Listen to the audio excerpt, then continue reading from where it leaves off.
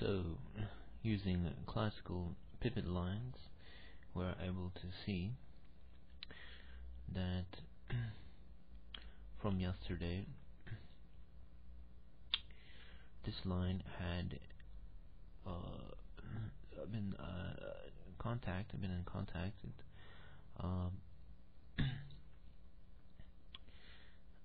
this was a support that became a support, and we verified that registered that from the first support line, the green support line here. So we used the support line. The one before was the support line here. That's the support. The trend line connected the two to make this trend line. This is the classic pivot formula that's used from the classic floor trading pivot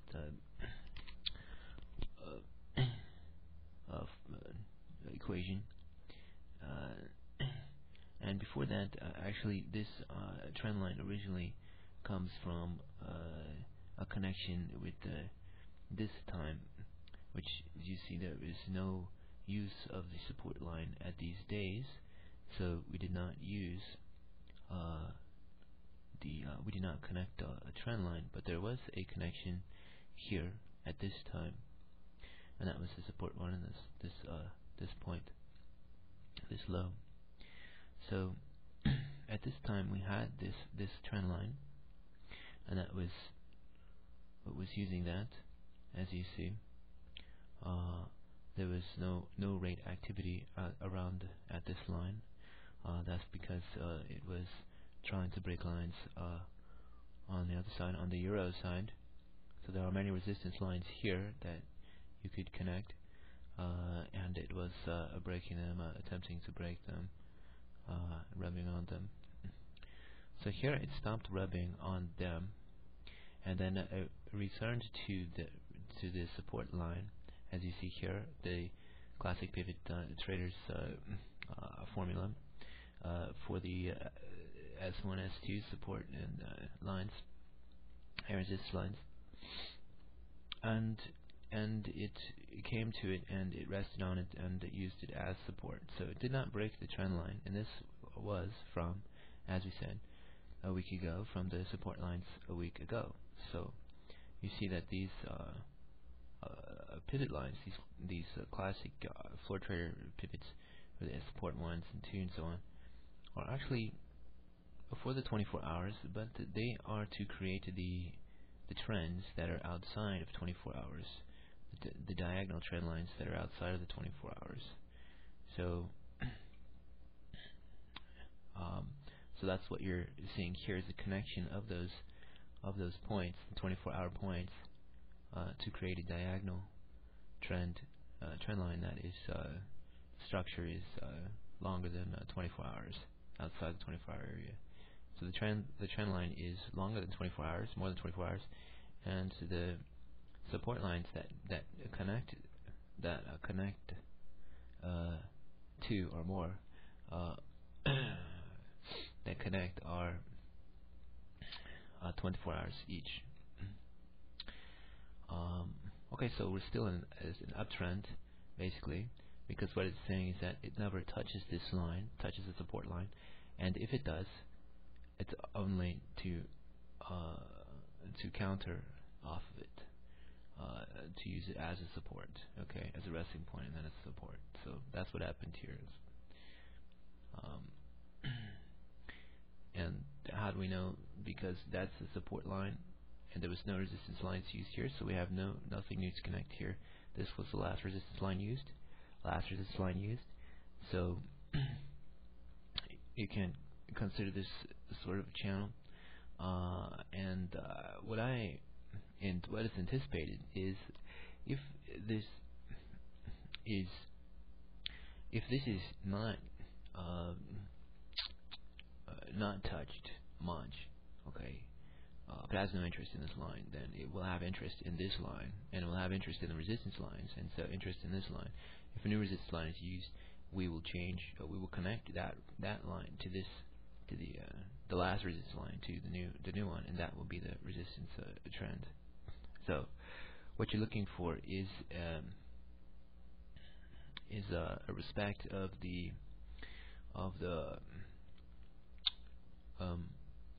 resistance line. If you're looking for a change of direction, you're looking for a respect of the resistance line, which usually does not respect, and then a break of the support line, which usually it respects, or it does not touch. And as you see it here, it does not touch it. So it would be very rare, actually, a very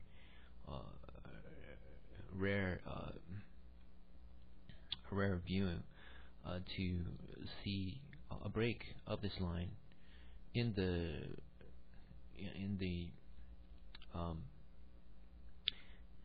sense that, or in the respect that it never comes to this line. So as you see, all this empty area never comes to this line, and then one time it comes to it, and then uses it as a support. Comes to it, uses it as a support. So it should be very clear that a trend break had happened, and usually these trend breaks should not happen. And this is a 600 point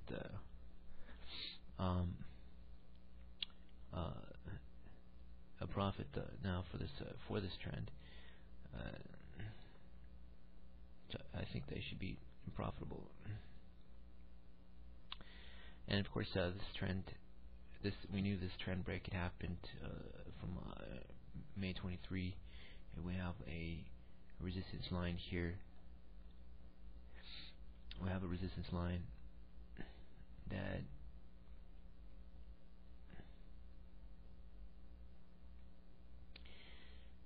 resistance lines that were used, connections of the resistance lines, a break of support, that was a sell, and then a break of the resistance lines here, respect to the resistance line, and then a complete break and support on the resistance line. So when you have this complete break and support on the resistance lines, and then another break on the resistance lines, then you're looking for buying. You're looking for buying because it's completely out of the resistance line, out of support. And then the next time there is the next time, actually, at this time there was this was the last support line. So what you're seeing here is the resistance line used as support, and then also a support line. Then at the 24 hours here, at this point, we would confirm that this support line was made. These two support lines were made. So we have a diagonal, we have a point of contact, a touch, and a contact. So we have a contact here of a trend line, a trend support line. We create it, and then we confirm on this 24 GMT that, or the 0 GMT, or the end of the completion of the 24 GMT, that this information, this geometry, that the resistance lines are broke. There is a trend line, a support line, and it should continue in that direction. So you enter a buy at this time, and new resistance lines. Okay, so you're breaking new resistance line, breaking new resistance lines, and this turns out to be really long time, 2 weeks. There's a new support line that is used here. We'll wait for the 24 GMT, 024 GMT. We confirm this as a new trend point, a new contact support for the support, and continue in the buy direction, because that's where we are on a buy. We should be on a buy. It continues in the buy, continues to break resistance lines. This is the newest resistance line, and we could have a new resistance line coming, so that would change this. We would change that, and if we look here, looks like it may ride the support, but if it is continuing to come to this support, this should be a very rare, a very infrequent touch. So, in my opinion, it will not touch. But if it does, it could be an indication that it'll change, and we would have to see that after this point. But as you see, there was a touch here, and that's about 1 week, and there was a touch here, that's about 1 week. So these touches are actually very rare compared to the the activity in the other direction, which confirms the trend that we are assuming itself. So just as this, the reversal indicated a lot of activity on the resistance on the other side. So, and as it turns out, it was a really long trend turn on the direction. So that's how you can view. That's how you can see the trend directions, the trend directions, because they're just simply the activity, the level of activity on the side of the direction compared to the turn of direction. It's a very, very almost